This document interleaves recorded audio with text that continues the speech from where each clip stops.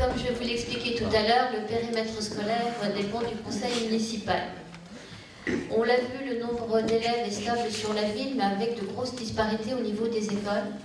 Nous avons deux groupes scolaires très importants, c'est le groupe Clémencé d'Armois situé dans le quartier de Fouchareux et l'école Gaston Colnat qui est située derrière la mairie, rue d'Amérique. On l'a vu tout à l'heure, l'école Paul Elbel a été identifiée pour éventuellement un retrait de poste.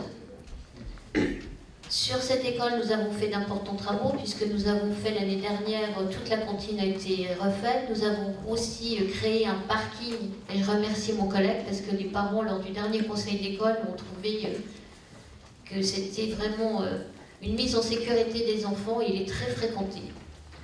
Donc, on va vous demander de modifier le périmètre scolaire pour que l'école Elbel puisse bénéficier de plus d'enfants.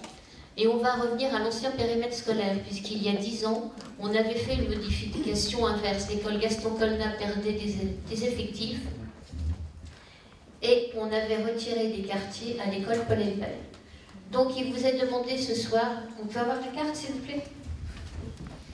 Il vous est demandé ce soir de rattacher plusieurs rues qui sont au-dessus de l'école, notamment tout le quartier des Castors. Je vais vous lire les rues.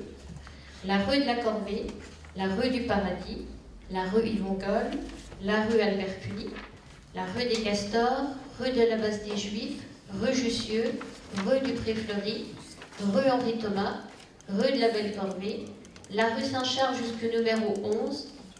Alors je pense que c'est au niveau de la médiathèque, on s'est arrêté au niveau de la médiathèque. La rue des Frères Simon, la rue des Orfèvres, la rue Dauphine, on s'est arrêté au café Le Dauphin. La rue de Lorient, la rue des Fusillés et le quai Jeanne d'Arc à partir du numéro 1. Il vous est demandé d'approuver ces modifications. En tout cas, sur les cartes, les couleurs réveillent. Y a-t-il des questions, des demandes de prise de parole sur ce sujet? Il n'y en a pas. Nous pouvons donc passer au vote. Qui est pour? Qui est contre? Qui s'abstient? Si c'est adopté à l'unanimité.